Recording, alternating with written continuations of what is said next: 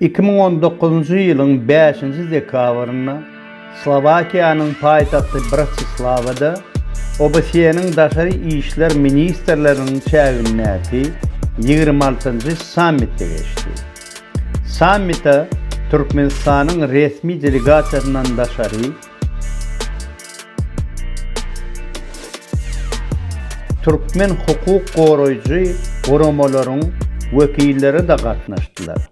Olardan Türkmenistan raýatlarynyň insan hukuklary hemde azatlygy, hukuk goraýjy goromadan Gelli Kärýedow, Yuliya hem Diana Serebrennikler hemde insan hukuklary boýunça Türkmen Helsinki fondundan Täjul Begmedow bilen Anadolu Hacıyev gatnaşdylar.